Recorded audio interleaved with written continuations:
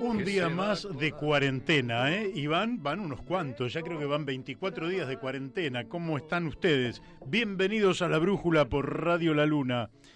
Son las 12 horas, 2 minutos, El tiempo aquí en el Palomar, donde estamos nosotros, donde está la radio, es de 17 grados centígrados, el viento es 17 kilómetros por hora, la humedad el 56%, el sol está a pleno y es un día formidable, pero quédate en casa, no te muevas de casa, es la cuarentena, nunca antes habíamos vivido nada semejante y la clave de esto es el distanciamiento físico que tengamos entre nosotros para preservar nuestra seguridad, nuestra integridad, no contagiarnos ni contagiar a nadie de los seres cercanos. No digo de los seres queridos, porque si los seres queridos están a cierta distancia, no ese es el tema. Solo podemos contagiar a quienes están cerca nuestro físicamente y por eso la clave es mantener el distanciamiento físico, lavarse las manos, ponerse un cubreboca cuando se sale a la calle, toser sobre el pliegue del brazo, limpiar todas las superficies, en fin, todas las recomendaciones que ya escucha diariamente y que nosotros le repetimos porque vamos a estar quizás 100 días de esta manera. Y si fueran 100 días que vamos a estar en cuarentena, lo cual sería una centena, faltarían 76 días. ¿Cómo hay que pasarlos? De la mejor manera posible. ¿Qué va a ser? Así que voy a empezar por darle en este martes 14 de abril del año 2020, y siendo ya las 12 horas y 3 minutos, los muy buenos días a quien me acompaña aquí en la radio, nada menos que nuestro gran operador Héctor Didío. Héctor es el que maneja ahí las palanquitas, el que opera y el que hace posible que esto llegue a todos lados. Y a lugares cercanos y a lugares lejanos. Le damos los buenos días a todos los oyentes que nos están escuchando por la antena de Radio La Luna en AM 1140. Muchos oyentes de aquí del oeste, de los distritos de Morón, de aquí de la localidad del Palomar, toda la zona Aedo, Morón, Castelar, Villa Sarmiento, pero también lógicamente que se llega a San Martín, a Vicente López, a San Isidro, a San Fernando, al Tigre, a General Rodríguez, ya me fui para el oeste, a Luján, se llega hasta Luján, a Moreno, a Merlo, a General Sarmiento, en fin, San Miguel, José Cepaz, en fin, toda una vasta zona, La Matanza, toda una vasta zona a la cual llega la radio por la antena. Pero también le doy los buenos días a quienes nos escuchan a través de las aplicaciones de los celulares, que con esos celulares nos están escuchando algunos amigos en Europa. Es decir, que con los celulares se puede escuchar a lo largo y a lo ancho del mundo, igual que por internet, que sabemos también la cantidad de amigos que nos están escuchando en Salta, en Jujuy, en Mendoza. Hoy vamos a tener una comunicación de Mendoza, en Neuquén, en La Pampa, en Santa Fe, en Entre Ríos, en Corrientes, lógicamente. Allí también tenemos una radio amiga y así en muchísimos lados. Le vamos a dar también los muy buenos días a la doctora Mónica Colunga, con quien vamos a estar hablando la semana próxima, porque hoy he firmado con beneplácito una solicitud para que las altas cotas que se están levantando en las represas en el alto del río Paraná den lugar a que haya agua porque está bajando demasiado el río Paraná. Así que vamos a preguntarle a Mónica Colunga sobre esa situación, pero lo vamos a hacer el lunes de la semana que viene.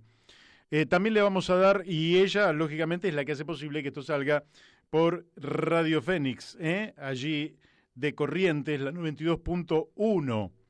Y también le vamos a dar los muy buenos días a nuestros amigos Gustavo Figini, Elvio Yadanza y Alberto Muñoz en Uspallata, Mendoza, por Radio La Paquita, la FM 88.9, que también nos hace posible que este programa, La Brújula, sea escuchado por un número cada vez mayor de oyentes, nada menos que allí, en Uspallata, donde en algún momento hubo un emprendimiento de megaminería. Nosotros nos solidarizamos con el pueblo que resistía la implantación de una mina a cielo abierto, la mina San Jorge, que iba a contaminar las aguas de Uspallata y de muchas localidades de Mendoza, y por tanto ahí quedó un vínculo que hoy hace posible que esto salga. Seguramente más adelante saldremos por otras radios, porque también tenemos muchísimos vínculos por muchísimos otros lugares, pero evidentemente tampoco estas han sido iniciativas de tanto sea Radio La Paquita de Uspallata como Radio Fénix de Corrientes, que han tenido la iniciativa de decir, bueno, ¿por qué no podemos sacar en nuestras localidades un programa nada menos que se hace en la zona del área metropolitana? Bueno, dicho esto, y diciéndole además que seguimos acumulando reportajes en el canal de YouTube La Brújula en la Luna, quiero decirle que les agradezco a todos los amigos que cuando yo dije que íbamos a tener el programa de hoy, lógicamente ellos me dan recepción, repiten, digamos, el mensaje para que la gente escuche este programa, y a todos ellos entonces muchísimas, pero muchísimas gracias. ¿Cuál es el tema del día de hoy? Bueno, como todos estos días, aparte del tiempo, que ya lo hemos dado, donde la temperatura máxima va a llegar a 20 grados, creo que el tema es que hemos llegado a las 102 víctimas con motivo de la infección del coronavirus en la Argentina. Quiere decir que hoy es 14, prácticamente hace 41 días que estamos sufriendo los fallecimientos. Lógicamente que el virus viene unos días antes, pero el 4 de marzo fue la primera víctima por coronavirus y ya llevamos 102, algo de más de 2 muertos por día, y el pico todavía no ha llegado. Según decían algunos especialistas, el pico podría ser el 11 de mayo. ¿Será así o no será así? Algún otro dijo, no, va a ser más hacia fin de mayo. Pero lógicamente que, como hemos visto la curva, tanto sea de contagios, que está creciendo, como la curva de fallecimientos, que también está creciendo, pero viene realmente muy baja porque las medidas que ha tomado el gobierno han tenido una alta efectividad. El gobierno, con gobierno, oficialismo, gobiernos, oposición, el resto de las fuerzas políticas, sociales de la Argentina, la gente común, la gente de a pie ha apoyado esta medida, y entre todos hemos ayudado a que esta pandemia, que llegó a nuestro país ya hace entonces prácticamente 2 meses, pero cuyo primer muerto se sitúa el 4 de marzo, haya tenido un impacto muy, pero muy inferior al que ha tenido en otros países. Lógicamente que cada víctima, cada ser querido que fallece es único e irrepetible, nos conmueve, pero lógicamente que no es lo mismo contar 102 víctimas cuando otros países a los 40 días del primer muerto estaban contando todos los días por cientos a sus muertos, y finalmente están contándolos por miles o decenas de miles a sus muertos.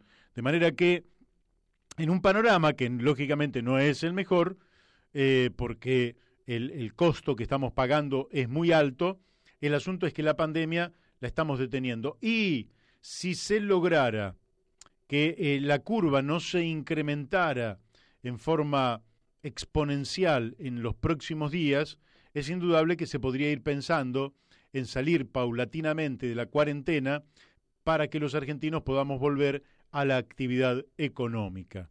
Pero como ya hemos dicho en este programa, no se trata de volver a la actividad productiva, imprescindible y necesaria para la vida, a cualquier precio. Hay que hacerlo ordenadamente, planificadamente, con participación del pueblo, de los partidos políticos, de las organizaciones sociales, con la colaboración de las asociaciones empresarias, con la Iglesia, que es una fuerza social inconmensurable, además de ser una fuerza religiosa, con, lógicamente, los pastores, con otras creencias que hay en la República Argentina, entre todos ir viendo cómo quizás a partir de la segunda quincena de mayo, o quizás a partir de junio, podamos ir ampliando en un horizonte en el cual hay que darle también salida a la gente. ¿Por qué?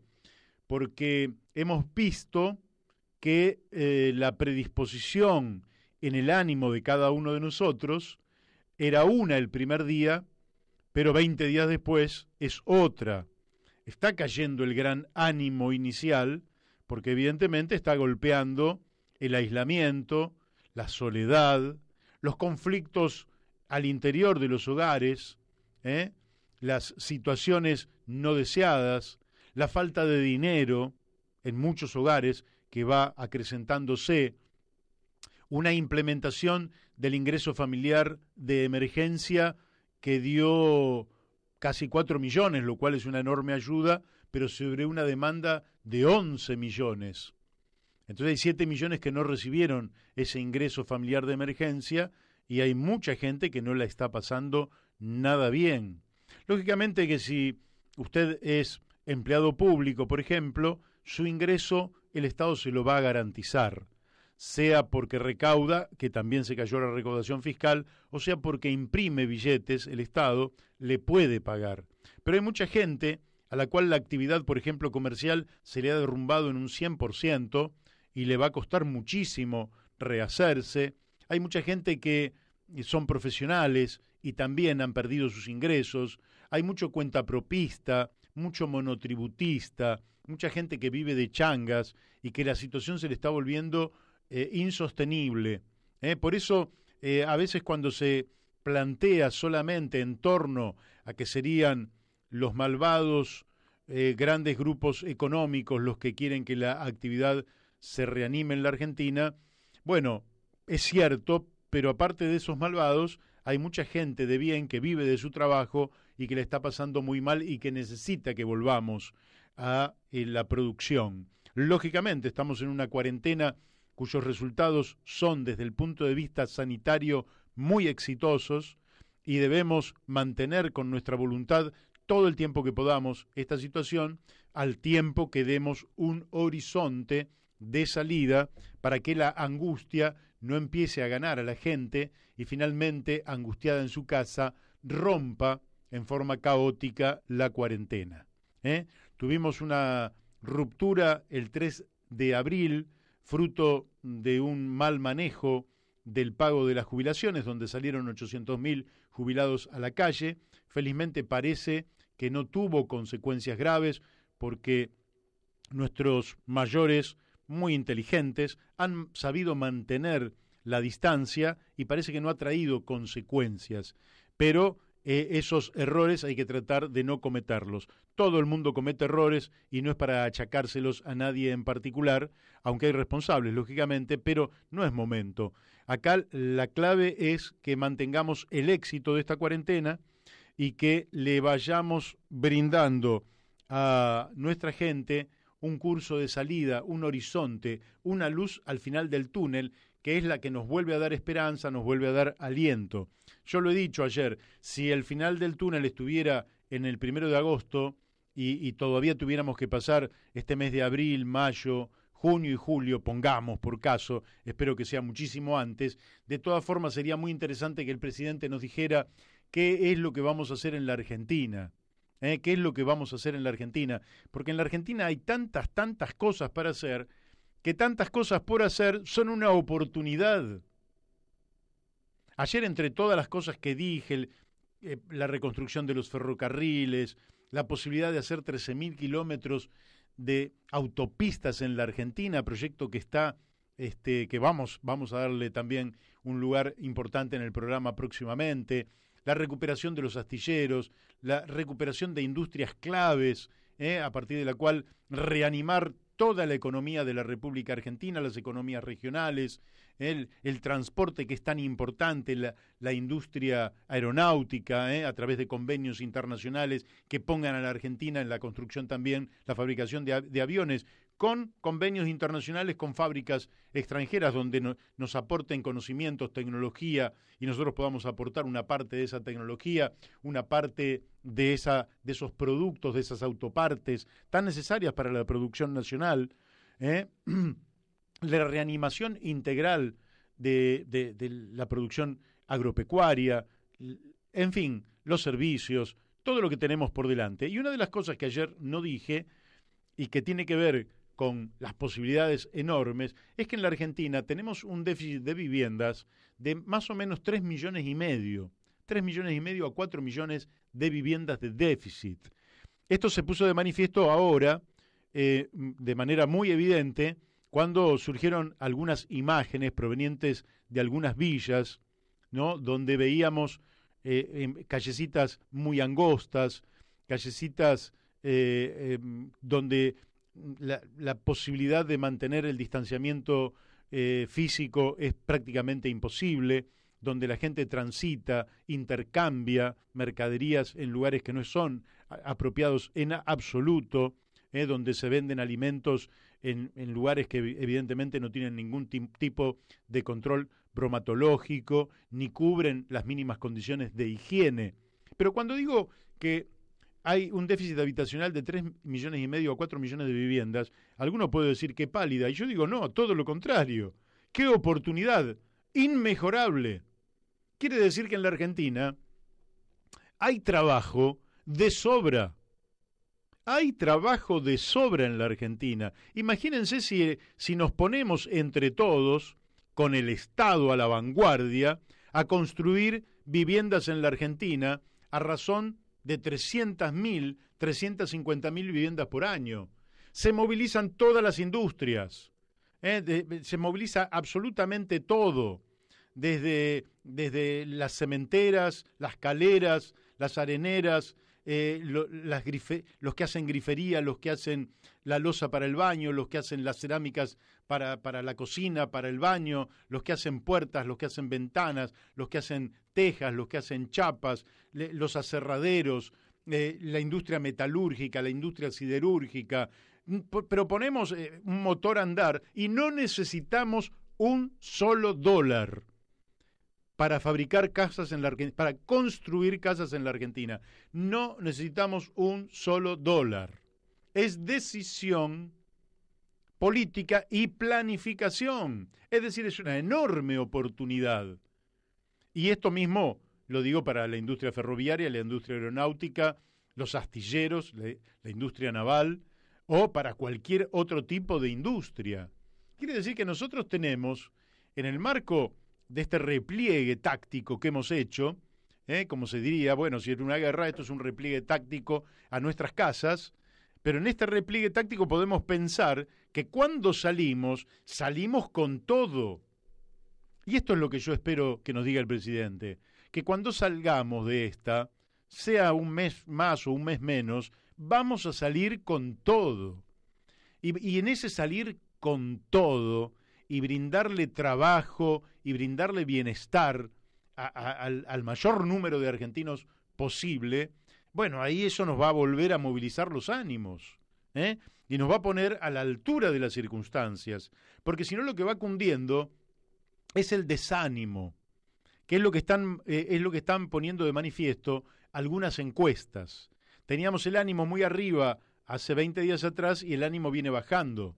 Y si no le ponemos, y ojo que va a seguir bajando, porque vamos a seguir en cuarentena, mayor o menor, aunque vayamos saliendo ordenadamente, planificadamente, con participación popular, con participación de todos los sectores que ya mencioné, la cuarentena viene para largo, porque el virus no lo vamos a derrotar así nomás. Va a costar derrotarlo. Lo venimos manteniendo acorralado, y hay que mantenerlo acorralado para que no pueda seguir propagándose. Somos nosotros los que lo propagamos al virus. Entonces, si nos cuidamos nosotros, cuidamos a los demás. Bien, pero ¿y después qué? Porque, ojo, esta cuarentena prolongada nos va a generar algunos pequeños vicios de quedarnos en casa demasiado tiempo, demasiadas horas. Hemos perdido sentido de los horarios, hemos perdido a veces el sentido del día y de la noche. Hay mucha gente con insomnio, mucha gente que no está durmiendo, que ha cambiado los horarios, ¿verdad? Entonces, muchas horas libres. Sí se puede hacer ejercicio, sí, yo personalmente me entretengo y me faltarían horas, pero hay algunos que están acostumbrados, habituados a otro tipo de vida y no logran llenar todas las horas. Hay chicos que se aburren, hay adolescentes que explotan, porque uno tiene una edad determinada, pero si no sé qué me hubiera pasado con 15 años. Entonces no sé lo que le está pasando a los chicos de 15 años que tienen que hacer una cuarentena. Entonces, no, hay que buscar una salida. Hay que decir que vamos a volver, pero vamos a volver mejor. La consigna del Frente de Todos, que iban a volver mejor, me parece muy buena. Ahora tenemos que volverla a tomar. Es una consigna. Vamos a salir de la cuarentena mejores. Por eso hay que implementar el ingreso básico universal, para salir mejores, para que no perdamos esta oportunidad. Este es el momento. Este es el momento. Hoy tenemos, me han llegado notas por mail, en el sentido de que los grandes empresarios se están resistiendo a colaborar, a contribuir en esta emergencia. Y lógicamente que en muchos casos es gente avara, gente que acumula, la verdad que no se sabe para qué tanta acumulación, que no está dispuesta a renunciar a nada. Pero bueno, pero el Estado es el Estado y las situaciones de emergencia son las situaciones de emergencia. Entonces, ahora, muchachos, ahora también para ellos tiene que haber un mensaje, ahora la tienen que poner. Y después, mañana tendrían que respetar estos grandes empresarios simplemente lo que desde 1983 a la fecha, en 36, 37 años de vida democrática, no se ha puesto en práctica, que es la Constitución Nacional. ¿Cómo, Masitelli? ¿Qué está diciendo? ¿Cómo la Constitución? Sí, señores. La Constitución Nacional tiene un artículo muy importante, muy famoso, muy significativo, que es uno de los artículos que se incorporó en 1957 a la Constitución de 1853 y sus reformas sucesivas, y no hablo de la Constitución de 1949, Constitución que reivindico, y que podríamos pensar en algún momento en ver cómo hacemos una gran reforma constitucional que incorpore muchos principios de la reforma del año 49. Pero en esa Constitución, en esta Constitución que tenemos hoy, en su artículo 14 bis, nuestra Constitución, lo que voy a leer no es una consigna revolucionaria. Escuchen bien esto, nuestros oyentes, nuestros queridos oyentes. Lo que voy a leer es lo que está en la Constitución Nacional. Entonces, en el artículo 14 bis dice que el trabajo en sus diversas formas gozará de la protección de las leyes, las que asegurarán al trabajador condiciones dignas y equitativas de labor, jornada limitada, descanso y vacaciones pagados, retribución justa, salario mínimo vital y móvil, igual remuneración por igual tarea, para las mujeres que vienen luchando por esto cuando está en la Constitución. Es increíble, no se respeta la Constitución. Escuchen esto: participación en las ganancias de las empresas, con control de la producción y colaboración en la dirección. Si los trabajadores tuvieran participación en la ganancia de las empresas, sabrían a dónde van la ganancia de las empresas. Y hoy podrían trabajadores y empresarios colaborar frente a esta emergencia, si se cumpliera la Constitución. Pero los empresarios no quieren que haya participación en las ganancias de las empresas. Muchos de ellos se quedan con las ganancias, como parece totalmente normal, y las fugan, las sacan de la Argentina, las sacan del circuito productivo. Y esto no podría ocurrir si efectivamente hubiera participación de los trabajadores en las ganancias de las empresas, con control de la producción y colaboración en la dirección. Miren ustedes. Además sigue, lógicamente, pero no los voy a agotar. Pero fíjense ustedes ¿cuánto mejor podríamos abordar la crisis, la cuarentena, la emergencia sanitaria, simplemente si hubiéramos respetado la letra de la Constitución Nacional en su artículo 14 bis, que recomiendo a todos volver a leer, aunque lo conozcan? ¿Mm? Porque allí está un ítem, y hay algunos otros también, pero me voy a quedar en este, un ítem que es revolucionario, que es la participación de los trabajadores en las ganancias de las empresas con control de la producción y colaboración en la dirección. Le faltó decir también con participación en la inversión de las empresas, porque los trabajadores son, el pueblo trabajador es el que está arraigado a la tierra argentina. Si yo nombro a alguno de los grandes capitostes de los empresarios argentinos, ellos pueden vivir en cualquier lugar del mundo porque pueden tener una casa o un departamento en las 20 capitales más importantes del planeta Tierra. Y pueden pagar las expensas y pueden ir allí cuando quieran porque pueden pagar el avión y hasta pueden ir en un avión privado. Ellos son una cosa, ellos están transnacionalizados. Pero nuestro pueblo, el pueblo trabajador, está arraigado. Por eso tienen que tener participación en las ganancias de las empresas, control de la producción, colaboración en la dirección y participación en las inversiones. Bueno, tenemos un llamado. Hola. ¿Qué tal, Mario? Daniel de Abrantes, acá desde la cuarentena en Aedo. Bueno, si no hubieras dicho Daniel de Abrantes, que yo reitero, yo hubiera reconocido tu voz. Bueno, pero para los Bueno, oyentes que no tienen tanta familiaridad por ahí con las voces, nada, estoy acá escuchando con mucha atención tu editorial y y también con la misma inquietud. Hola, ¿me escuchás? sí, te escucho perfectamente. Con la misma inquietud, ¿no? Que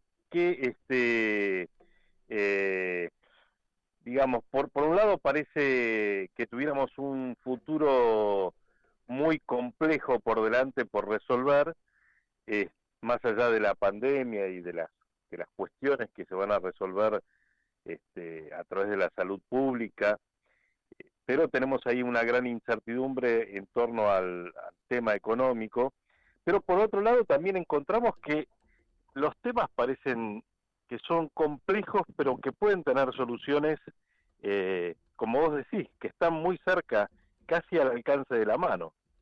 Claro. Que de lo que se trata es de juntar voluntades, juntar voluntad política, transformar esas voluntades en voluntad política y generar transformaciones. Sin Ujú. lugar a dudas, lo que estás comentando de la Constitución Nacional es un está ahí, Hasta ahí. es ir y tomarlo. Así es. Y además es una experiencia que se está haciendo, bueno, por ejemplo, la participación de los trabajadores en las empresas. Algunos pueden pensar, bueno, pero eso es un invento. No, ningún invento. ¿Qué invento? Eh, Está en la la- Constitución. pero además, digo, son cosas que están probadas. Claro. En Alemania, ¿sí? Los trabajadores participan en la dirección de las empresas. Y la Mercedes-Benz tiene dentro de su directorio los directores obreros que participan de la dirección de la empresa y participan de las ganancias de la empresa. Claro. Entonces no son cosas que vienen desde, digamos, que están solo en el papel, están también en los hechos. Y el Sí, otro muy tema que bien. me parece que no, digamos, que lo venimos tratando, pero que yo insisto, que creo que hay que generar conciencia y que todas las horas que le dediquemos a difundir el tema son horas en favor de nuestro pueblo, es que es el momento, como vos decís, para implementar el ingreso básico universal. Y hay eh, quizás aristas de este ingreso básico universal que todavía mucha gente no ve y que confunde con un simplemente con un plan social de los planes sociales que han servido para transitar situaciones de emergencia, pero que sin lugar a dudas nos sirven para construir una sociedad igualitaria y una sociedad moderna como la que tenemos que construir. Es Claro. muy bueno que expliquemos estas diferencias, ¿sí? Que se Ujú. entiendan que estamos hablando de cosas que pueden parecer parecidas, pero que son bien distintas, ¿sí? Sí, sí. El- Te comento que tenemos un amigo en común que se llama Julio Raffo, que me dice, eh, compa, te mandé una convocatoria para declarar el estado de necesidad y en consecuencia utilizar los recursos de la deuda externa en salud y para levantar la economía, y le sirva al gobierno de Alberto y Cristina para mostrarle a los acreedores privados que hay una parte de la sociedad que no está de acuerdo con seguir pagando. Si podés adherir, sería genial, y si podés hacerlo circular, mejor. y ¿Eh? claro que hay herramientas, que el pueblo tiene herramientas. Esa es una herramienta que ya la hemos utilizado y que nos sirvió para salir de la crisis del año 2001. ¿O cómo salimos de esa crisis? Y sí, suspendiendo el pago de una deuda ilegal, fraudulenta, corrupta, que no sé por qué se ha tomado y se quiere seguir. En fin, en algún momento habrá que discutir más a fondo, pero ahora me parece que está bárbaro suspender el pago de esa deuda, ¿verdad? Sí, como algunos dicen, la verdad, es un tema. A ver, ayer lo escuchaba a un editorialista que no es precisamente un editorialista de izquierda, Carlos Pani, ¿no? Sí, Señalando que, muchachos, si el default es algo inminente y que todo indica que no vamos a poder zafar de esa, digamos, de dejar de pagar la deuda externa, ¿para qué la venimos pagando hasta ahora? Y la semana pasada, lo está diciendo y, digamos, gente que no que está mirando la economía desde una perspectiva distinta a la nuestra, así ¿sí? es. Pero Pero que está señalando que, bueno, igual yo creo que Alberto Fernández fue a sabiendas de que la deuda, porque esto lo sabe cualquiera, ¿verdad? Esto no hace falta ser un gran economista para saber que los vencimientos de deuda que dejó el gobierno de Macri para este año eran absolutamente ilevantables. Esto lo sabe el Fondo Monetario, el Banco Mundial, los acreedores privados, los acreedores institucionales, sí, nosotros, todos. Ahora bien, yo creo que Alberto empezó a pagar pensando que cuando llegue el default es porque los acreedores no quisieron acordar, porque Argentina había actuado de buena fe y él no quería cargarse de nuevo el mote de defaulteador, ¿eh? Que es lo que se le achacó muchas veces a Adolfo Rodríguez Sá, siendo que Adolfo Rodríguez Sá dejó de pagar porque no había un solo peso para pagar.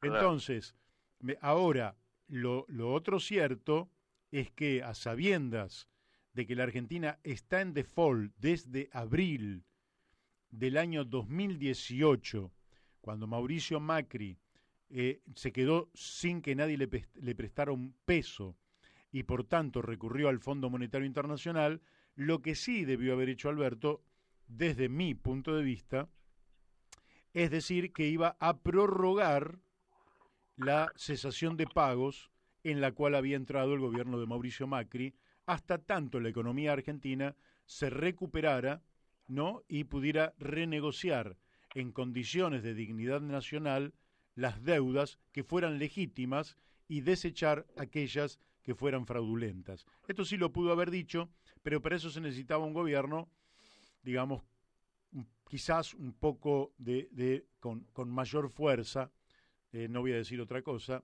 que la que podía expresar Alberto Fernández. Pero bien lo decís vos, sí, sí.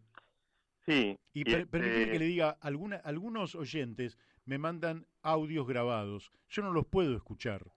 A los que me mandan audios los pueden mandar por escrito, los puedo leer. Mientras hablo puedo leer, pero no puedo mientras hablo o estoy con Daniel, por ejemplo, ahora, escuchar audios. Así que no me manden audios. Seguí, Daniel. no, no, no, digo, qué fantástica oportunidad para repensar la Argentina, ¿no? Qué Así fantástica es. oportunidad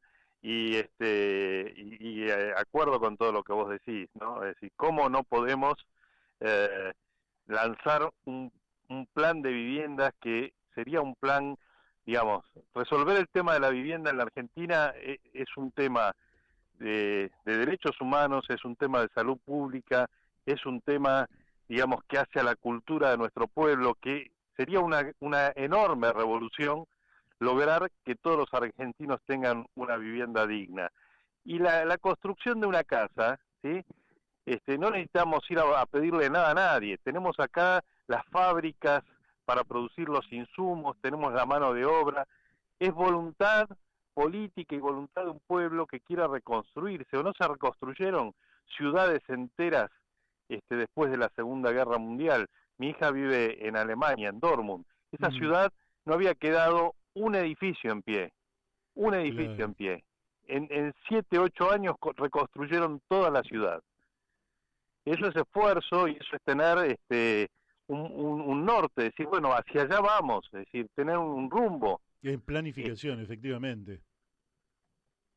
Es una gran oportunidad, esta crisis nos pone en esta disyuntiva, decir, bueno, tenemos la oportunidad de pensar una Argentina distinta, hagámosla, utilicemos todas nuestras fuerzas y todos los canales de comunicación que se puedan abrir para ir planteando estas ideas y que digamos, de la incertidumbre total en la que nos tiene el gobierno, porque lamentablemente el gobierno es el que tiene que impulsar, debería impulsar estas cosas. Si no salen del gobierno, saldrán del pueblo, ¿sí? Claro. Pero hay que, digamos, hacer conciencia de que podemos salir adelante y que esta es una oportunidad para salir adelante. Así es. Escúchame, te voy a sacar un poquito de ese tema porque Horacio Pistone, nuestro amigo, oyente que siempre nos alienta y siempre nos manda información, dice que están preocupados por Morón. Mucha gente está haciendo colas en las farmacias, en los bancos y en casas de pago. Y me manda imágenes de esas colas importantes en Morón. Esto me lo manda Horacio Pistone. ¿Mm? Por otra parte, Horacio Pistone, y esto lo digo y seguís, Daniel, me dice que él ve con mucha curiosidad que todos los controles de tránsito se dan en la zona sur. Es decir, que la televisión y los medios muestran el puente Pueyrredón, muestran los accesos de zona sur, pero no muestran los accesos de zona norte. No lo sé porque no miro tanto televisión como para este, plantear eso, pero es otra de las cosas que me dice Horacio Pistone.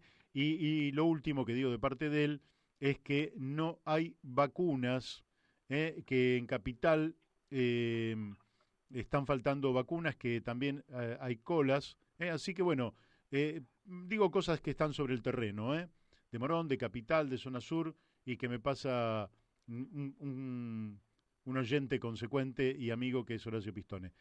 Adelante, Daniel. No, sí, digo que esto nos obliga a pensar un proyecto de país, pero no es algo que le pasa a la Argentina, está pasando en todo el mundo. Escuchaba el otro día una discusión, digamos, que se está poniendo en el tapete en Inglaterra, nada menos que en Inglaterra. Y decían, ¿cómo hemos dejado de producir alimentos los ingleses? Se han Ajá, dado cuenta de que construyeron todo un esquema industrial, pero no tienen producción de alimentos, cuando es el ABC, ¿viste? La claro. soberanía alimentaria de las naciones. Bueno, a nosotros nos pasa, digamos, en ese rubro nos pasa otro tanto. Estamos ante una crisis alimentaria en este momento, que vos bien decís, es una crisis de ingresos, pero también nos estamos mirando en un espejo donde la Argentina produce cereales y insumos para la industria alimentaria para darle de comer a 400 millones de habitantes, ¿sí? Sí, sí, sí. Y resulta que el alimento no llega, no llega. Y el alimento es, también estamos cayendo en la cuenta de algo que es elemental, que es la primera cuestión que tenemos que resolver. ¿Y cómo es?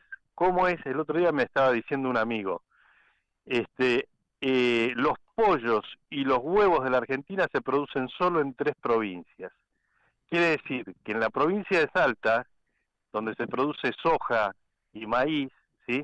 Sí. Viajan esa soja y ese maíz 1.200 kilómetros para llegar a Entre Ríos, por ejemplo, y darle de comer a los pollos que después tienen que viajar otros 1.200 kilómetros para volver a Salta y a Jujuy. Bueno, esas cosas hay que repensarlas en la Argentina, hay que repensarlas. Sí, claro que hay que repensarlas. Efectivamente, hay que... Evidentemente el país, con esta idea de que el mercado... hubo una idea que se le ocurrió a Adam Smith, ¿no? Este, ¿De dónde saca esa idea Adam Smith? Adam Smith saca una idea que la toma desde Newton. Newton observa, a través de la ley de la gravedad, observa toda una armonía, no de fuerzas directas, sino de fuerzas invisibles. Siempre la fuerza estaba asociada a que si un carro se mueve es porque yo lo empujo, o un caballo tira del carro. Sin embargo, hay cosas que se movían por fuerzas que eran invisibles, una fuerza gravitatoria. Perfecto. Entonces, Adam Smith toma esta idea de algo invisible que ordena las cosas. Él entonces mira lo que ocurre en un mercado y dice que en el mercado hay una mano invisible que todo lo ordena. A partir de allí se creó un mito que es falso de que el mercado asigna correctamente los recursos. El mercado no asigna correctamente los recursos, ese es un mito, aunque no quiere decir que no deba existir mercado, pero al mercado lo que es del mercado. Nada de lo que sea estratégico le puede pertenecer al mercado, porque el mercado es un miope que no ve más allá de una operación que se realiza en el aquí y en el ahora, sin perspectiva futura, y sin planificación, y sin observar la totalidad de los problemas. Ahí, por sobre el mercado, tiene que venir una planificación inteligente, democrática y orientativa que vaya discutiendo estos temas y los vaya resolviendo justamente de manera democrática e inteligente. Esto que vos decís es tremendo, porque resulta que entonces un huevo que se consume en Salta viaja 2.000 kilómetros, 2.000 kilómetros.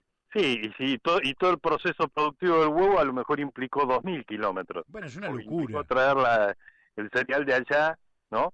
Claro. Este, sí, digamos, son las contradicciones de nuestro país, pero también quiero aprovechar estos minutos para comentar algo que me impactó muy gratamente.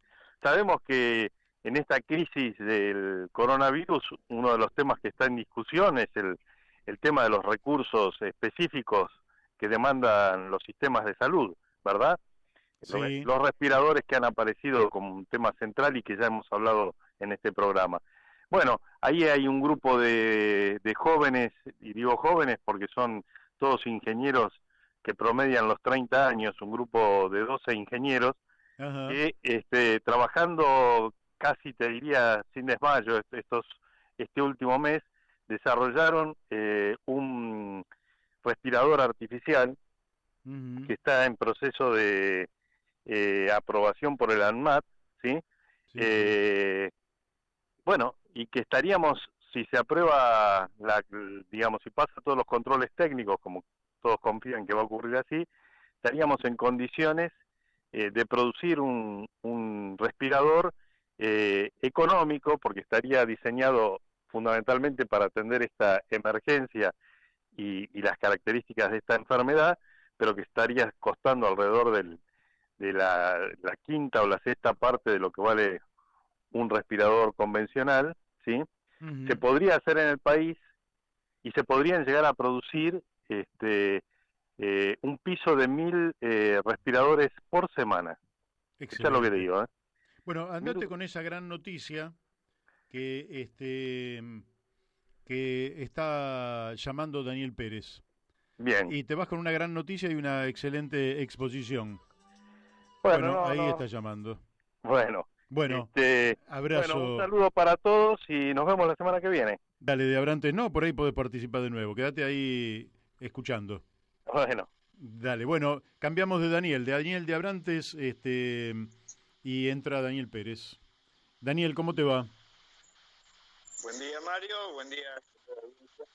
Bueno, sabemos que no estás viniendo, o sea, toda la gente sabe porque estamos lógicamente tomando este distanciamiento físico, ¿eh? Y bueno, yo te quería, digamos, quería que participaras porque yo estoy viendo muchas contradicciones en nuestra región que da la impresión de que atentan contra el buen tratamiento de una pandemia, de un virus que no está mirando si pasa o no pasa la frontera, ¿verdad? Entonces, resulta que veo, por un lado, Bolsonaro, que prácticamente está negando irresponsablemente los efectos de esta pandemia. Por otro lado, nuestro presidente Alberto Fernández, que ha planteado una comparación que siempre son odiosas y en algún aspecto inconsistente, de una comparación con Brasil y con Chile, que tuvo una réplica de Piñera, es que ahí le salió una suerte de patrioterismo, ¿no? Porque habría sido atacado. La verdad es que Alberto Fernández no lo atacó para nada, pero la comparación le sirvió como una oportunidad. Y entonces veo una serie de contradicciones. eh, Veo en general menos contradicciones en la dirigencia política argentina, donde en general todos estamos de acuerdo en acompañar y opinar libremente lo que querramos, pero acompañar las decisiones que tome el presidente, así parecen hacerlo los gobernadores oficialistas y opositores. Trabajan muy bien el área metropolitana Kicillof y Horacio Rodríguez Larreta y el presidente. En fin, veo que hay menos contradicciones, pero veo muchas contradicciones en la región. Y quería que vos nos dieras en 5 o 6 minutos una mirada sobre este tema. Bien, Mario. Mira, antes de entrar en este tema, quería hacer una aclaración con respecto a algo que hablaste antes de hablar de la institución. Yo mismo te he pasado alguna No convocatoria se escucha muy de fuerte, ¿eh? diálogo al respecto. Eh, ¿Se escucha bien? Ahora sí, no se estaba escuchando bien. Ahí sí, Bien. ahí sí. Bueno, con respecto al tema de la deuda, que aflige a todos los países de la región, no solo a Argentina, yo quería hacer una especie de defensa de lo que se hizo los últimos días con el pago de los 250 millones de dólares al Fondo Monetario Internacional. Esto, si decimos, no, bueno, pero estamos en una situación de emergencia, necesitamos el dinero, ¿cómo es que estamos pagando la deuda? Bueno, pero yo lo veo más como una jugada estratégica, una especie de enroque, porque este pago de 250 millones de dólares abre la puerta a un crédito de 300 millones de dólares, en mucho mejores condiciones que el préstamo que se pagó de 250 y de los próximos vencimientos que vienen a continuación.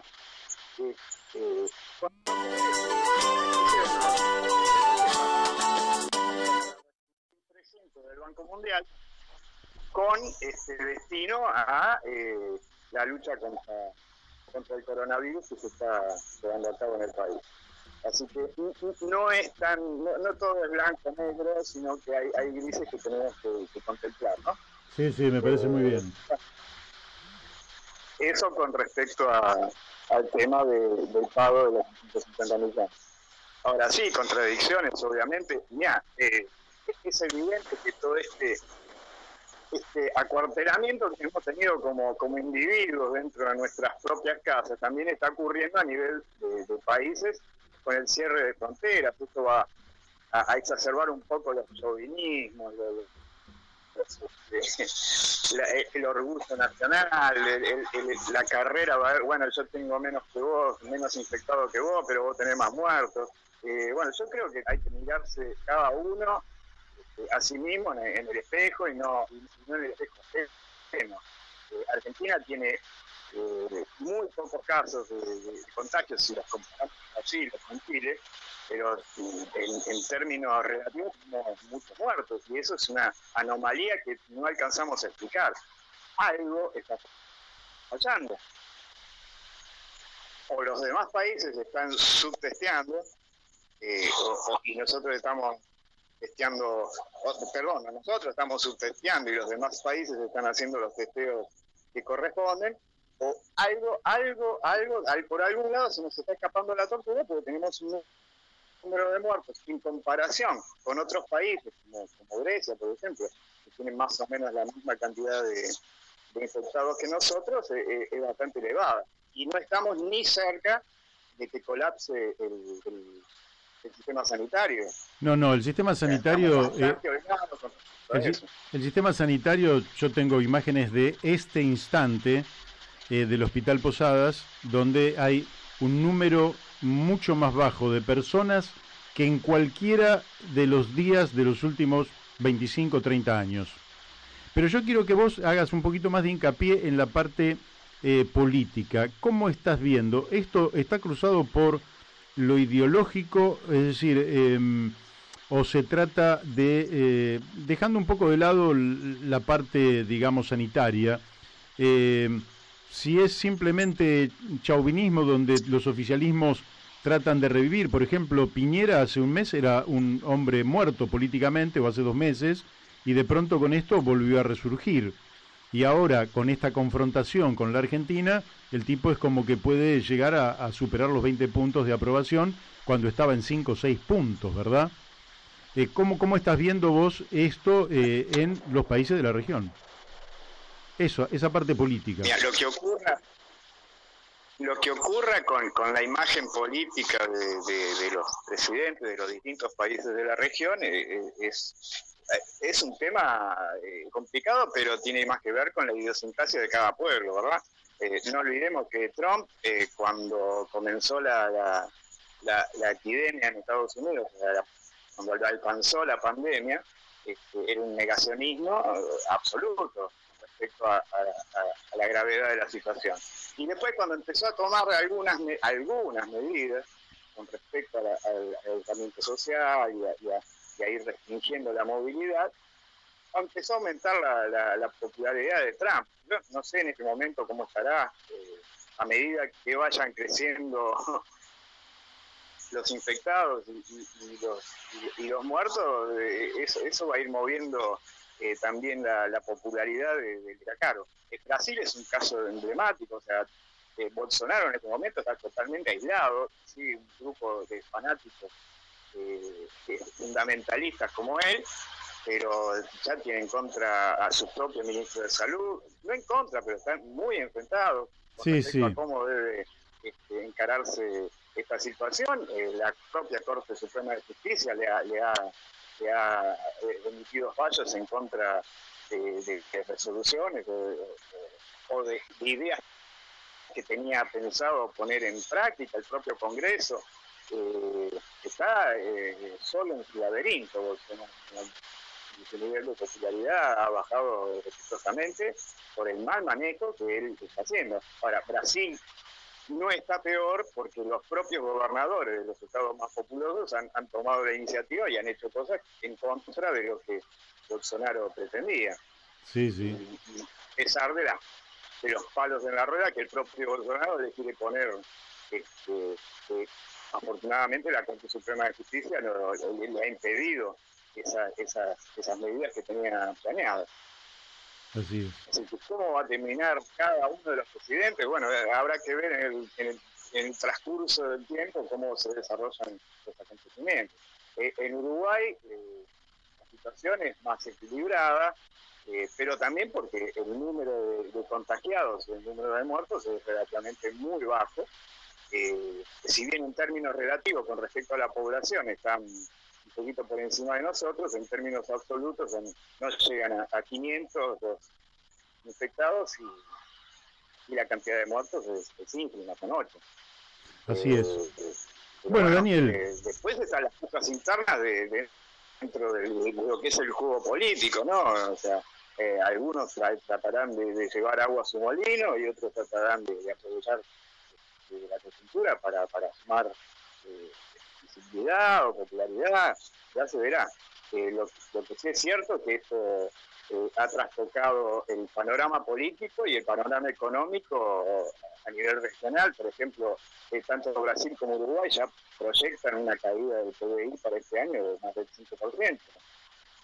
Los dos están en ese orden, 5 y pico para Brasil y 5% para Uruguay. No sé cuáles serán las proyecciones a corto plazo que se harán para Argentina con respecto a la caída del PBI, pero va a haber una caída del Producto Bruto Interno regional y nacional en cada uno de los países, que va a afectar la economía de manera que todavía no alcanzamos a vislumbrar en su totalidad. Y sí, por eso hay que buscar una salida, como ya lo planteé en el editorial, una salida planificada, participativa, una salida inteligente de la cuarentena para ir reacomodando para vastos sectores de la población que no van a poder seguir siguiendo así. Y vos sabés que como todo remedio, todo depende de la dosis, cómo se aplica. El remedio a veces es peor de la enfermedad si te vas en exceso, ¿no? Si vos tomás en exceso un medicamento, te termina intoxicando. Daniel, se nos fue el tiempo, cerrá con esto. En Brasil estaban experimentando o estaban haciendo ensayos en pacientes con el cloro, no sé qué, el remedio que presentaba con grandes esperanzas. Hidroxicloroquina. Hidroxicloroquina. Y murieron 11 pacientes y suspendieron todos los ensayos por ese motivo. Así que mirá si a veces el remedio no resulta peor que la enfermedad. Bueno, todavía no hay remedio, todavía no hay vacuna. Te mando un abrazo. Argentina, esta de que estamos todos alineados, incolumnados bajo la misma premisa, que es salvar la mayor cantidad de vidas, de tener el contagio lo más posible para ir fortaleciendo al mismo tiempo el sistema sanitario y evitar la mayor cantidad de muertes posibles. No es lo mismo lo que ocurre en Brasil, lo que ocurre en Uruguay, donde hay algunas disidencias, pero son menores. En Brasil es un enfrentamiento total y absoluto entre sectores políticos. En Ecuador ni te cuento. Ecuador es un hervidero en este momento y no estalló la calle porque la gente no se está cuidando.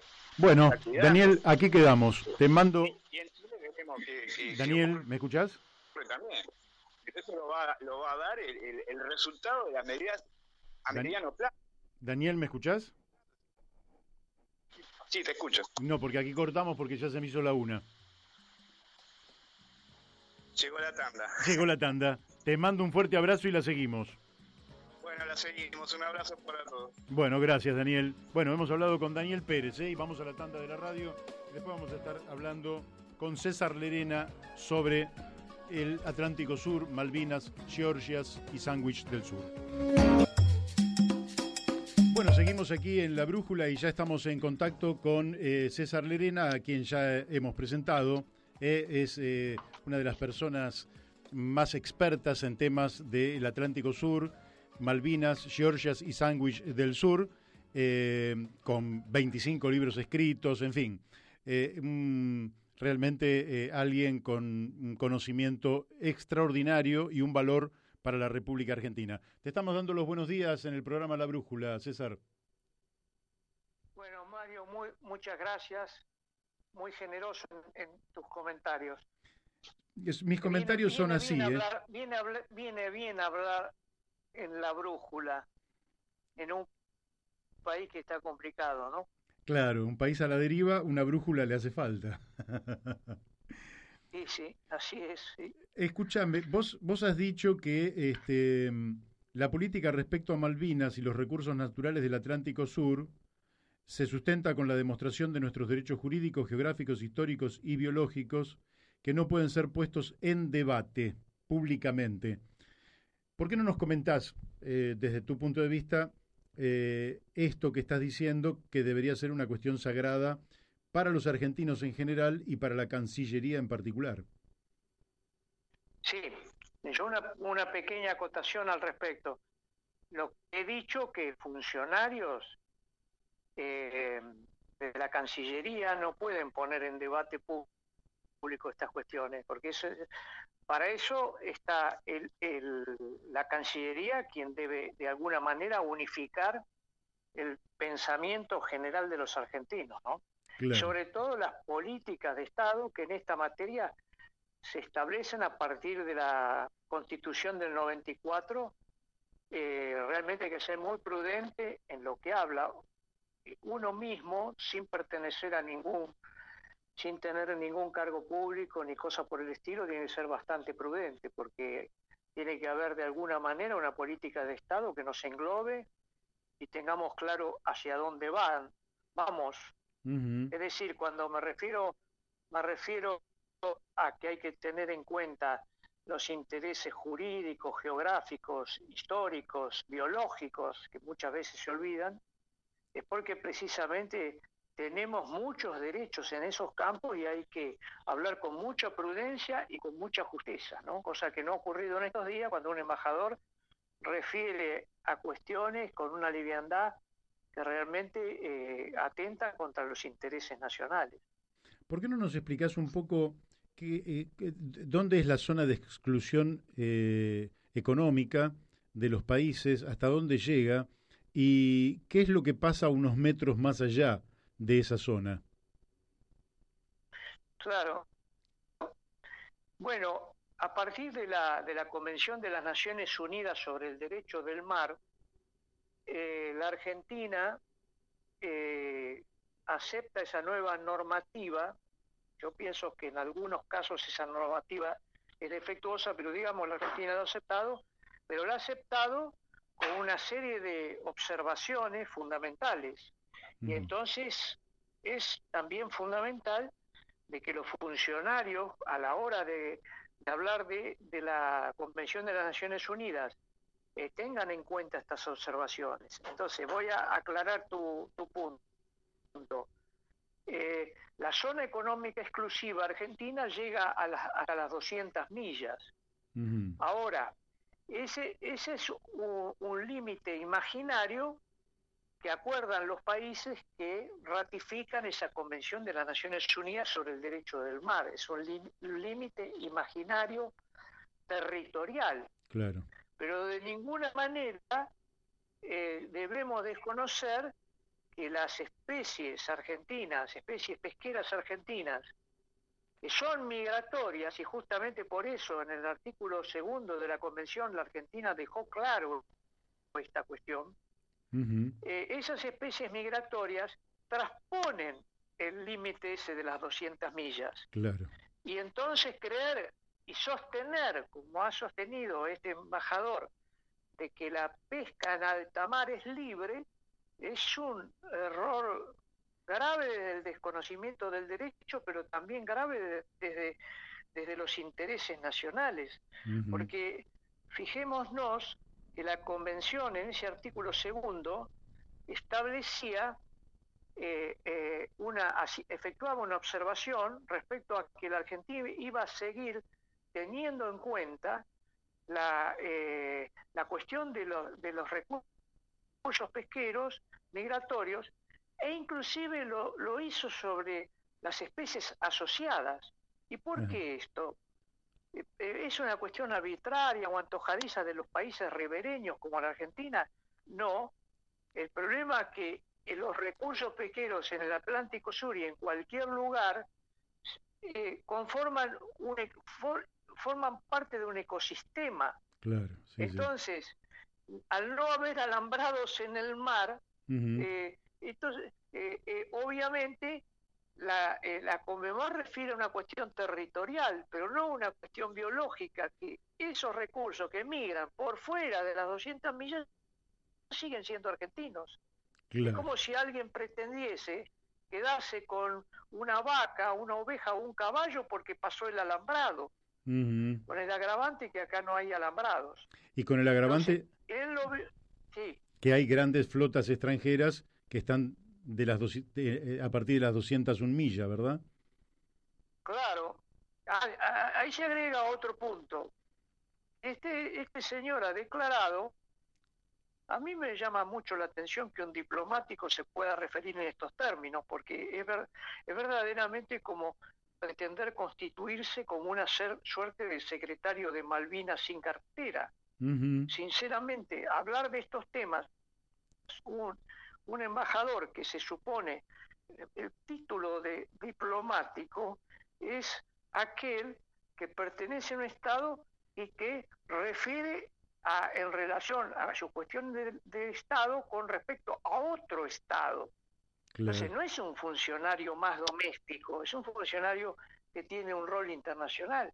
Entonces a mí me sorprende que también diga, por ejemplo, que sabiendo lo que acabas de decir, que hay más de 300 buques pesqueros extranjeros pescando en alta mar y también entrando a la zona económica exclusiva, dicho sea de paso. Claro. Algunos de ellos en forma permanente y sostenida, como son aquellos que tienen un permiso ilegal otorgado por Gran Bretaña en Malvinas. Pero no entender que eso es una pesca que no es ilegal, sostener de que no es una pesca ilegal es totalmente atentatorio contra los intereses nacionales, porque todos esos buques pescan en forma ilegal. Hay una confusión de este señor cuando refiere a que en alta mar se puede pescar libremente. Sí, libremente, no, y la Convención lo dice claramente en sus artículos, son varios, el 61, el 63, el 64, el 87, refiere a que los estados están obligados a acordar, no se puede depredar, más allá de que se pesque libremente, de ninguna manera eso significa que sea legal, porque la Convención lo dice claramente, que deben acordar con los estados ribereños, que en este caso con Argentina y Uruguay en su caso, que son los únicos estados ribereños que hay en el Atlántico Sur, sudoccidental para ser más preciso. Entonces, decir que esos buques no pescan en forma ilegal es una barrabasada importante, porque pescan en forma ilegal de distintos puntos de vista, no declaran las capturas, pescan especies de tamaños chicos que no han evolucionado, pescan reproductores, pescan desovantes, también pescan subsidiados, eso solo los hace una pesca ilegal. Esto está por la Organización Mundial del Comercio, está absolutamente prohibido. Y ahora nos venimos a enterar además que desde el año pasado tienen una suerte de estación de servicio donde les proveen a los buques chinos, les proveen combustible en alta mar. ¿Qué significa esto? Significa no solamente que ese combustible se les provee en forma gratuita, sino que además de esa forma evitan pérdidas de tiempo en el traslado de esos buques. Claro. Entonces, decir que no es ilegal eso es verdaderamente atentatorio a los intereses nacionales. Y después, otra cuestión muy importante, porque en general hay una confusión respecto a los organismos internacionales. Los organismos internacionales, la OMS, la FAO, etcétera, etcétera, son organismos, entre comillas, de buena voluntad, que establecen y acuerdan normas internacionales, en muchos casos afectan a los países, como es el caso de los países, los estados ribereños. Claro. Pero, por suerte, en el caso de la CONVEMAR, dice claramente que los acuerdos deben hacerse primero por los estados ribereños, o sea, para que se entienda bien que es un estado ribereño, es el que tiene mar dentro de su territorio, ¿no? Entonces, acuerdan con quiénes, con los buques pesqueros que se llaman los estados de bandera, los buques pesqueros que vienen de otros territorios. Caso concreto, como muy importantes depredadores, los españoles y los chinos, a los que este embajador refiere como amigos, ¿no? Como países amigos.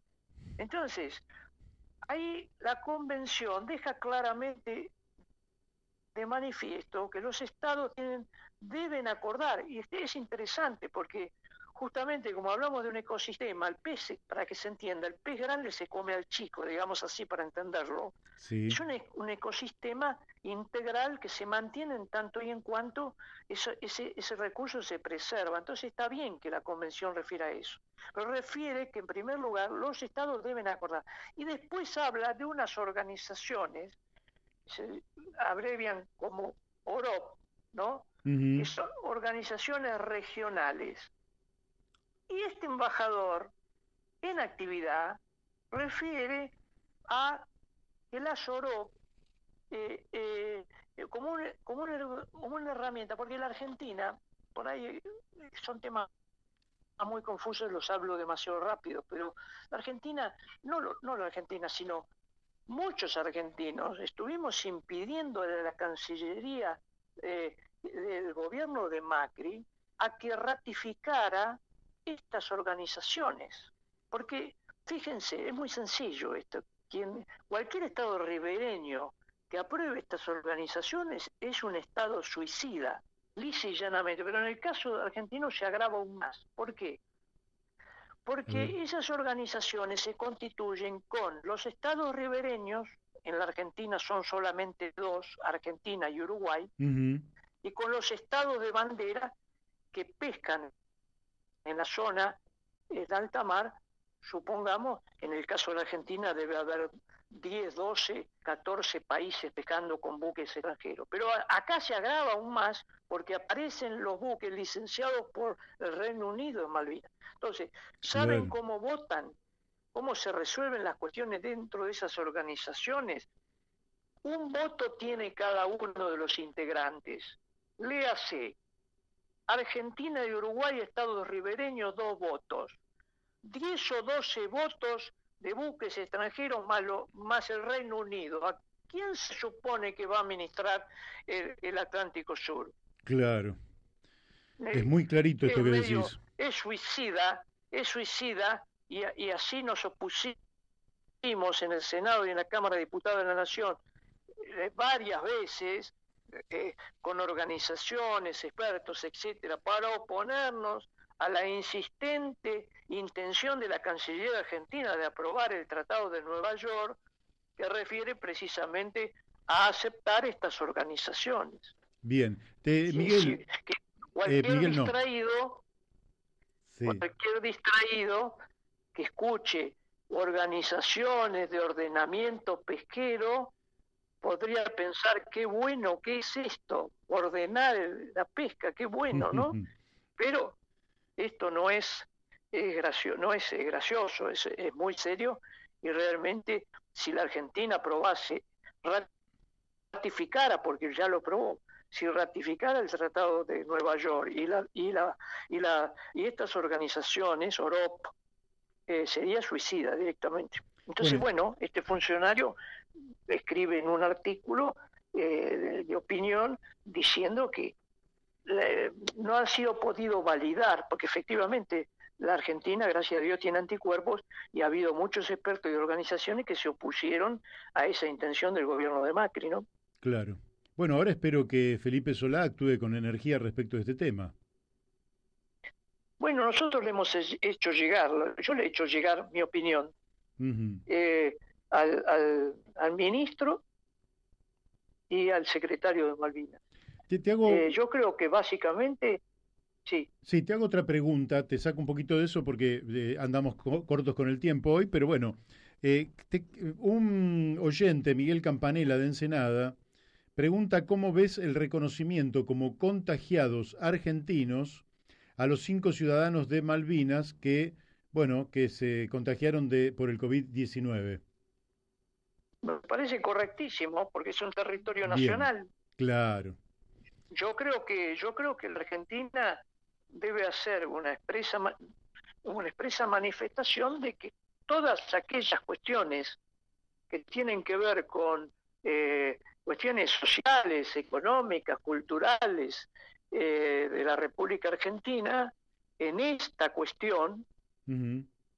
van a ser atendidas. Y Claro, eso alcanza a las Islas Malvinas, que son argentinas.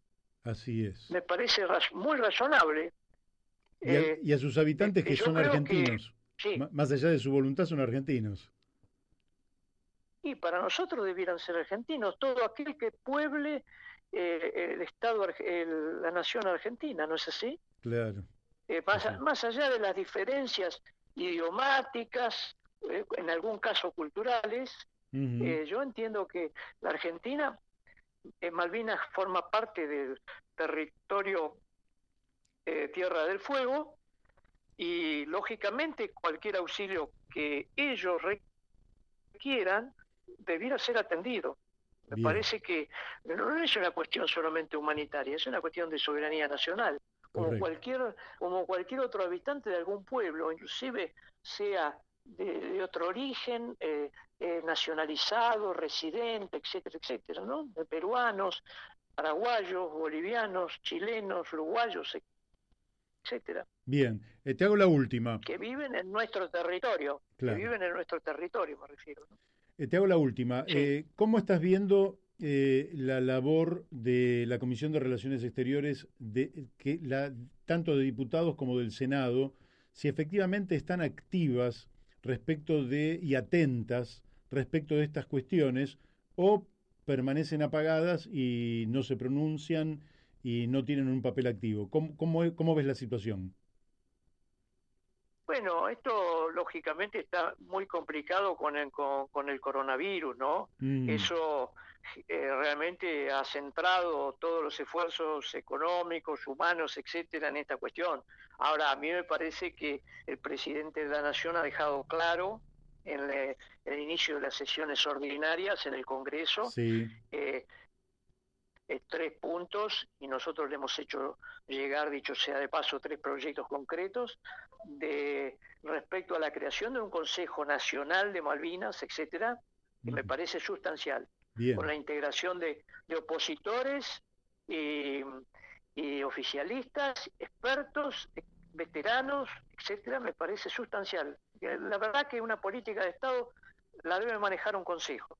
claro. Y para evitar justamente estas cuestiones, ¿no? Que salga un Ujú, iluminado a hablar de, sobre todo un iluminado oficial, porque el resto de los ciudadanos, obviamente, yo no voy a opinar en contra de que opinen, porque empiezo por opinar yo también. claro. Pero también la cuestión territorial es importante con el proyecto de ley de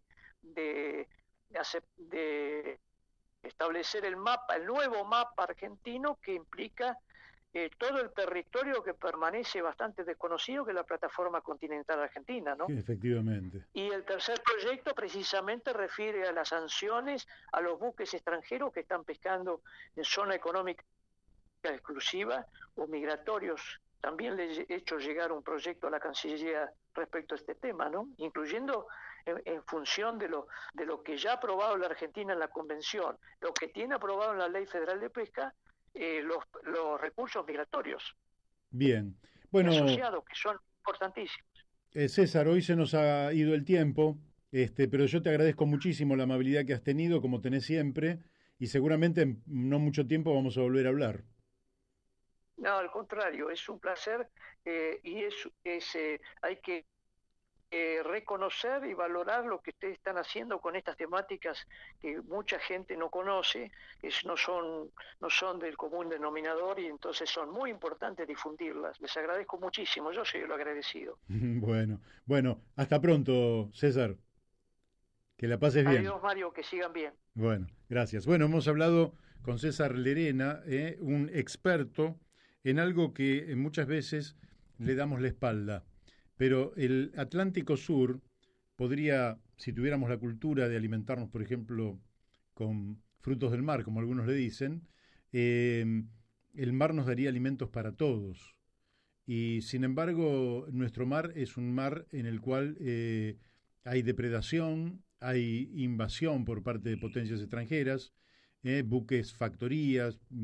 Él nos señala la existencia de un buque que tiene combustible por millones de litros y que desde ese monstruo, ese gigante, esa estación de servicio, le llama a él, va abasteciendo a los buques pesqueros que trabajan durante las 24 horas del día depredando biológicamente el mar argentino, cuando Argentina tiene responsabilidad en ese sentido, y señalando, a diferencia de lo que dijo este funcionario público al que se le paga para defender los intereses argentinos, y parece que no lo ha entendido porque no los defiende, que a partir de las 200 millas cada uno puede hacer lo que quiera. No, no puede hacer cualquier buque lo que quiera porque el recurso lo administra la Argentina porque es el Estado ribereño, y si por un momento esos peces o esos elementos biológicos sobrepasan las 200 millas, no dejan de estar administrados por la Argentina, y por tanto la Argentina tiene que tener un papel protagónico a la hora de su administración, de su preservación, de su defensa, y no se debe dejar avasallar. La creación de organismos supranacionales que van por arriba de la soberanía de la Argentina, él dice, cualquier país que lo firme sería verdaderamente suicida. Yo espero que, gracias al talento que tenemos de tantos argentinos que defienden la soberanía de este país, se pueda evitar que esta piratería, esta pillería, este robo sistemático pueda hacerse con el mar argentino. Porque efectivamente el embajador se equivoca cuando señala de las 200 millas para afuera, pero lo que no dice es que el que llega a las 200 millas también se mete en el mar argentino y también depreda en zona que es de exclusión económica de la Argentina. Así que nosotros seguiremos defendiendo todo lo que tenga que ver con esta parte que integra el territorio nacional y que la Argentina reclama soberanía no por un patrioterismo barato como algunos creen. Nosotros reclamamos soberanía ante el resto de los países del mundo y lo hacemos en Naciones Unidas porque está en el marco de un proyecto que es el proyecto de la Argentina, que es un proyecto absolutamente compatible con la vida de todos los seres humanos del planeta Tierra y es compatible además con todos los hombres y mujeres de buena voluntad que habiendo nacido en cualquiera de los 200 países que hay en el mundo quieran habitar el suelo argentino. De manera que algunos que confunden la soberanía nacional con un patrioterismo barato, decimos que no. Reclamamos soberanía para incorporarlos a un proyecto que en definitiva es el proyecto de la humanidad, pero que a la hora de ser ejercido ese proyecto reclama de estados nacionales. Lo hemos observado con esta pandemia. Los pueblos no tuvieron nada de las Naciones Unidas, no tuvieron nada de las organizaciones regionales, los europeos no tuvieron nada de la Comunidad Económica Europea, y nosotros en el Mercosur, los pueblos del Mercosur, los pueblos de América Latina, del UNASUR, no tuvieron nada de las organizaciones suprarregionales. Todo vino de los estados nacionales. Con mayor acierto o menor acierto, son los estados nacionales los que han tomado en sus manos la defensa de la salud de los pueblos. Bien o mal, pero son los estados nacionales. Y por tanto, hoy pensar en renunciar a la soberanía es un acto de locura. O entregar infantilmente la soberanía a organizaciones copadas por el imperialismo realmente es un acto de suicidio. Bueno, hemos hablado con César Lerena, me parece una exposición brillante, y ahora estábamos esperando que nos llamen de Mendoza, pero no sé qué es lo que está pasando, que no está entrando el llamado. Ahí me parece que sí. Bueno, sí.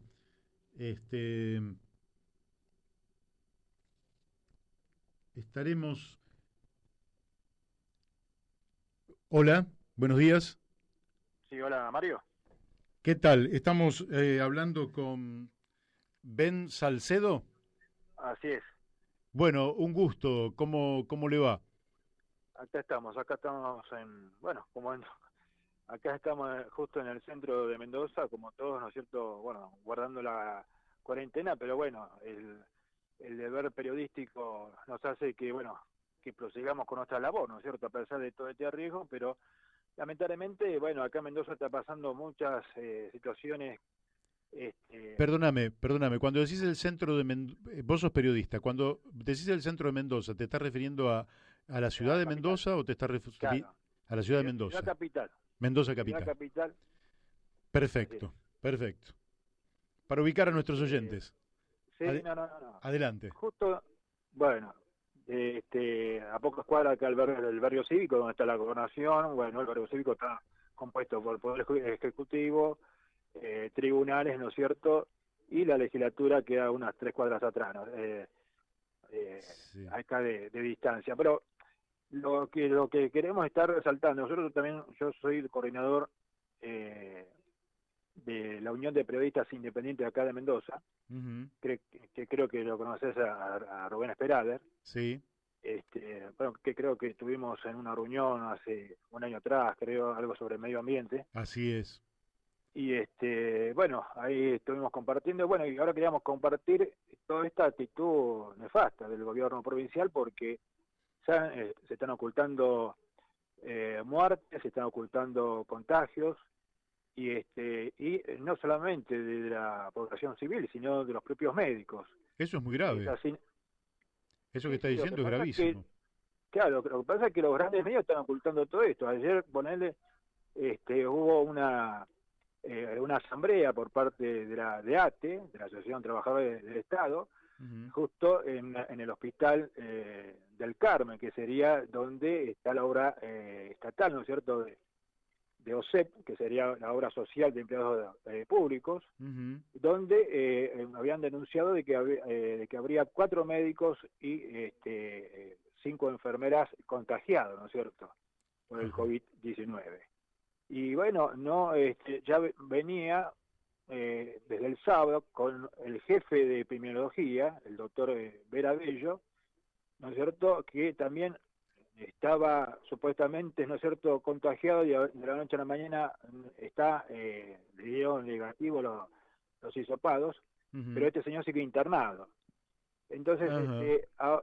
claro, y ahora, bueno, sale, a las pocas horas sale, ¿no es cierto?, el secretario general de ATE, Roberto Macho, a visibilizar esta realidad que estaban pasando los médicos de la obra social acá del Estado, y tampoco ningún medio grande bueno, lo civiliza, o sea, lo publica y lo difunde, ¿no es cierto? Solamente acá los medios independientes, casi todo Mendoza, porque bueno, la UPIN, que se llama la Unión de Periodistas Independientes de Mendoza, tiene, bueno, delegaciones departamentales que, bueno, serían los municipios. Sí. Entonces, bueno, estamos visibilizando, ¿no es cierto?, y difundiendo esta situación que es aberrante, porque igual que ayer también difundimos la muerte de una señora acá en el departamento de San Martín, y recién ahora, de a poco, está, ¿no es cierto?, tirando que habría una contagiada, o ya está muerta esta señora. Amigo. Entonces, es todo, ¿no es cierto?, da para pensar muchas cosas. Ya algunos quieren estar, ¿no es cierto?, pidiendo la intervención del gobierno nacional, porque si ya, ¿no es cierto?, como decían algunos médicos, si están ocultando el contagio de facultativos, ¿no es cierto?, ¿qué nos queda si se contagia un miembro de la sociedad civil, ¿no es cierto?, del pueblo, de la Sí, comunidad sí. en ¿Y, general, ¿no es cierto? y Entonces, cómo explicás que primero que un gobierno, hay muchos gobiernos que tratan de ocultar información que ellos entienden que los pueda perjudicar, pero ¿cómo entendés que el gobierno asuma un acto de irresponsabilidad tan grande? Porque en este caso no estaríamos advirtiendo que hay gente que podría contagiar a otra gente y eso es criminal. claro. No, justo hoy, bueno, eso fue la palabra que salimos en otro medio. Está con una actitud criminal, ¿no es cierto? O sea, una desidia, un abandono, que esto realmente está perfilando en un acto criminal, porque negar la realidad que realmente ya le está desbordando por todos lados. Ya los medios hegemónicos no pueden tapar todo esto, porque ya la gente a través de las redes y a través de otros medios, que bueno, que uno convive con el barrio, convive con su sociedad, cosa que no la pueden hacer las estrellas periodísticas de estos grandes medios. Ujú. Entonces, ¿qué pasa?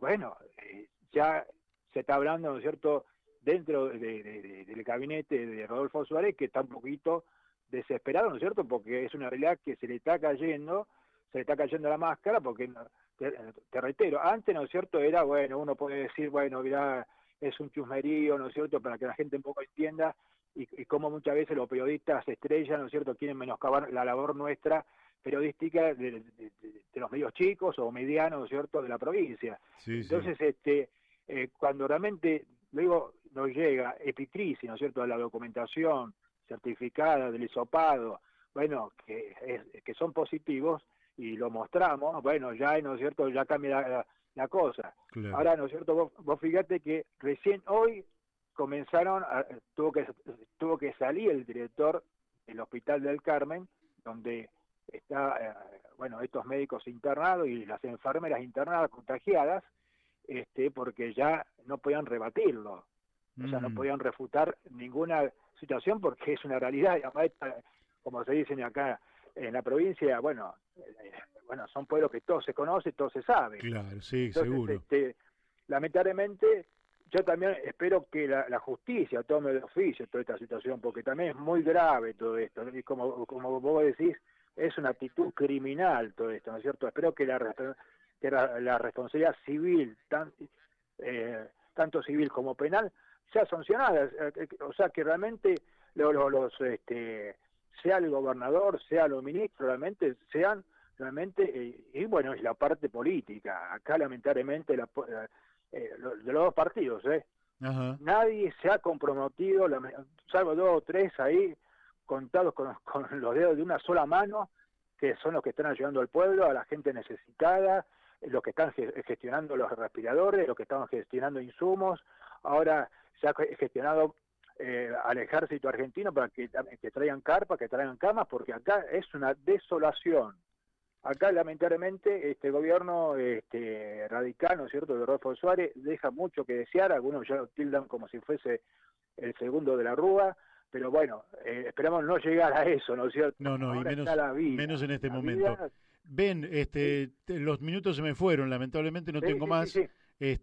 Seguramente si tenés novedades, la semana que viene volvemos a comunicarnos y vamos a introducir unos minutos en el programa para que nos informes sobre algo tan delicado como es esto que estás denunciando, que es que se oculta información sensible en un momento de emergencia sanitaria como vive la Argentina, que reclama la mayor responsabilidad, transparencia y toda la información para que podamos actuar con inteligencia.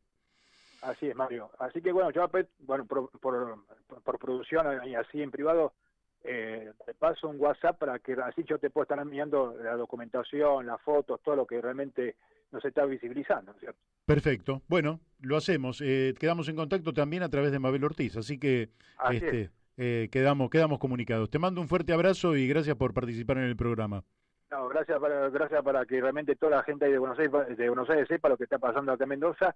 Y bueno, yo tengo la agencia CNC, que es la agencia periodística, que estén realmente, ya algunos periodistas que han recibido algunos aprietes por esto, porque bueno, estamos visibilizando una realidad que al poder no le conviene. Pero bueno, estamos en contacto, Mario, y gracias por esta oportunidad.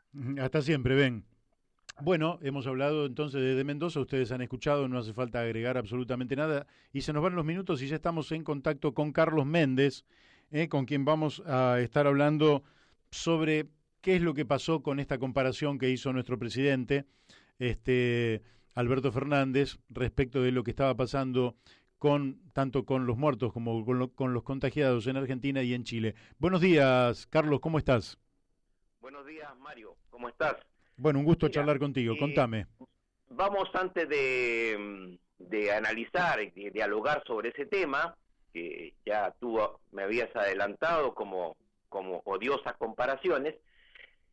Acá hay una noticia, digamos, que se dio a última hora ayer en Santiago de Chile, algo que era muy preocupante por los organismos de derechos humanos en Chile, y que era una petición que los senadores del oficialismo de Chile Vamos, no todos, pero la mayoría, había hecho al Tribunal Constitucional a fin de que se concediera un indulto conmutable a los violadores de los derechos humanos que están presos en el recinto, en un recinto militar en Santiago. Ajá. Y el Tribunal Constitucional falló por 7 votos en contra a esa petición y 3 votos a favor, lo que implica que la ley excluye de ser promulgada probablemente esta semana, pero que viene retrasada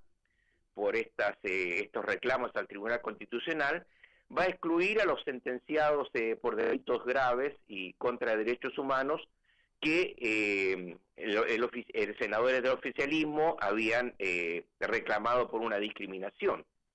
Esta ley, digamos, no se puede promulgar de inmediato porque también hay otra petición en el Tribunal Constitucional de parte de diputados oficialistas, pero se espera que, y lo ha pedido el ministro de Justicia Larraín, pide que la retiren para no seguir postergando el indulto. Esta ley entonces excluye a los condenados por crímenes de lesa humanidad, violadores, homicidas, narcotraficantes y condenados por violencia de género. Y beneficiaría a unos 1.300 reos de baja peligrosidad de cárceles de Chile, descongestionando de esa manera los centros penales ante esta pandemia de coronavirus. Esa, digamos, es la noticia que estaba muy pendiente, digamos, y los organismos de derechos humanos en particular, que han sufrido, ¿no es cierto?, las represalias en general, digamos, de sus fallecidos parientes durante la dictadura de Augusto Pinochet. Bueno, o sea que el máximo tribunal tuvo un fallo adecuado, éticamente adecuado. Sí, eso había mucha preocupación en relación con este tema porque ver la reacción de Piñera al respecto. Bien. Pero ahora tenemos el otro tema que se sigue y que nosotros, bueno, tú y yo me gustaría que escarbáramos un poquito sobre esta comparación digamos, que se ha hecho de datos de estos resultados que se están dando sobre la metodología que tanto en Chile como Argentina, que son diferentes, digamos de antemano, en relación con la forma como se está enfrentando a esta epidemia. Y digamos que no solamente son métodos diferentes en Chile y Argentina, también en Suecia, en Noruega, Holanda, eso ya lo analizamos nosotros. No solamente son métodos diferentes, sino que también, digamos, la forma como llevan las estadísticas es diferente. Si mal no recuerdo, hace algunos días atrás, el gobierno español tuvo que aclarar ante la opinión pública de que efectivamente dentro de los fallecidos se contabilizaban también a aquellos adultos mayores que producto de la pandemia fallecían en sus hogares. Sí, Francia también ha hecho, he visto que Francia también ha hecho lo mismo, donde dice los que fallecen en el sistema público y también los que fallecen en su casa. Claro, pero digamos acá hay expertos, digamos, en estas estadísticas, ¿no es cierto?, que salen a tocar la oreja, ¿no es cierto?, de esto, y que aparentemente acá hay una cuestión política o de imagen política de fondo, que es la que se está dando entre los dos mandatarios. O sea, primero, digamos, fue Fernández el que hizo una citación sobre, o un comparativo de datos que se estaban dando en relación con Brasil, España, Chile y Argentina, y que obviamente da más bajo de acuerdo a lo que ahí se implementa acá en Argentina. Y después hubo una respuesta muy documentada de parte de allegados del gobierno chileno, enviados seguramente, que hicieron llegar ese documento lo hicieron llegar, digamos, al diario Clarín, que salió publicado el domingo recién pasado, y de ahí toda la repercusión que incluso continúa hoy día. Y hoy día, digamos, también se expresaba un comentarista argentino, Julio Bundman, y digamos que también hacía comentarios a este respecto, donde, digamos, se dan cifras que aparentemente son aburridas y que, digamos, muy pocos elementos otorgan en este recién comienzo de la forma como se está dando esta epidemia en nuestros dos países. Sí, a ver, un poquito para atrás. La verdad es que yo no entiendo muy bien la idea de la comparación, porque, como vos bien decís, por un lado son metodologías distintas, por otro lado está en discusión el número de contagiados, porque todo depende de la cantidad de test. Si uno quisiera saber cuántos contagiados hay, debería ser al 100% de la población, cosa que ningún país lo puede hacer. Bueno, claro. Y los muertos también es un tema que está en discusión, porque... Claro.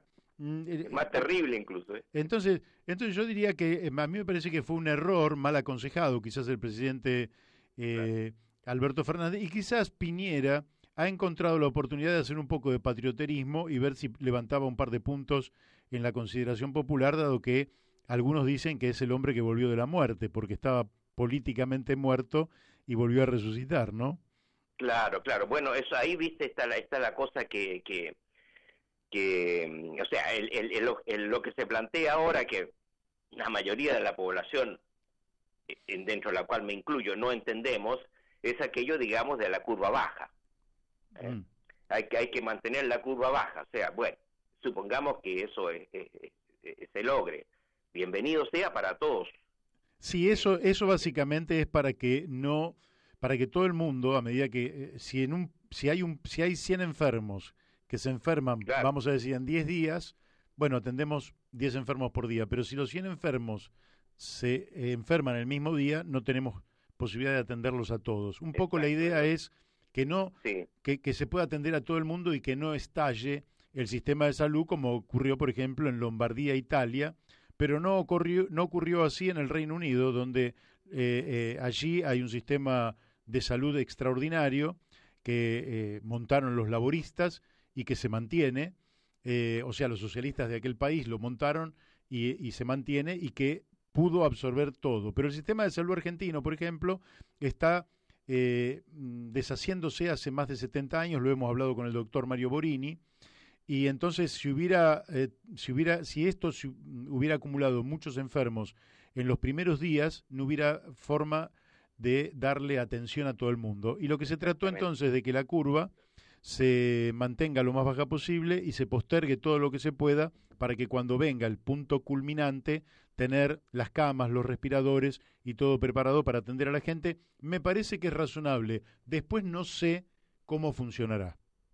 Bueno, acá, digamos, lo que está detrás de esto está esta superficialidad de las imágenes de nuestros dos presidentes. O sea, Fernández, ya eso ha sido analizado profundamente acá en Argentina, por una serie de circunstancias que tiene que ver, digamos, con la brecha, que tiene que ver con cuestiones internas, etcétera. Ha hecho buenas medidas, y eso le ha significado que estuviera en un momento con un 94% de apoyo de imagen positiva, rebajándose los últimos días a un 79%, lo que de todas maneras es muy alto.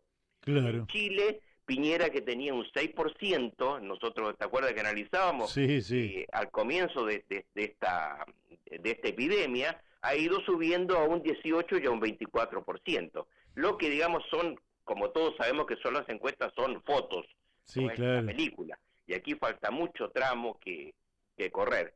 Pero tal vez, Mario, yo creo que aquí también ha jugado algo que quiero informarte, ¿te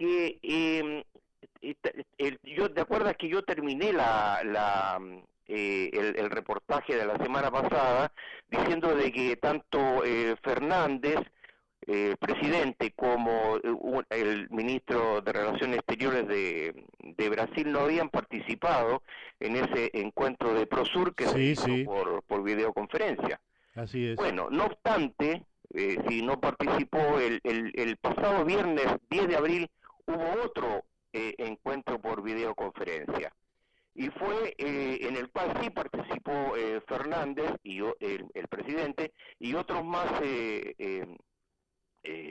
exmandatarios o políticos importantes latinoamericanos que voy a indicar, que fue en el Grupo Puebla. El Grupo Puebla, esta organización, digamos, que la fue iniciada por el ex candidato y ex diputado chileno Marco Enrique Ominami, esta suerte de consejero de Alberto Fernández, y que organizó el Grupo Puebla una reunión el viernes recién pasado, en el que participaron, entre otros, además de Marco Enrique Ominami, participó el presidente, el más importante en categoría, Alberto Fernández, y los exmandatarios de Colombia, Brasil, Ecuador, Ernesto Samper, Luis Ignacio Lula da Silva y Rafael Correa. Y después una serie de otros políticos de todo el país. Sí, y obviamente que analizaron este tema de la epidemia y criticando al rol que la omisión que la OEA bajo perfil que ha tenido al respecto, y saludando los esfuerzos, ¿no es cierto?, de México y a la comunidad de estados latinoamericanos y caribeños, y también la gestión de Fernández en el llamado que hizo a la Argentina ante el G20, ante la globalización de la solidaridad, y la propuesta que hizo Fernández de crear un Fondo Mundial de Emergencia Humanitaria. Sí. Entonces, esto se ha ido realizando en paralelo, y son cuestiones que tienen su mayor o menor importancia. Uh-huh. Bueno, el tiempo se nos ha ido.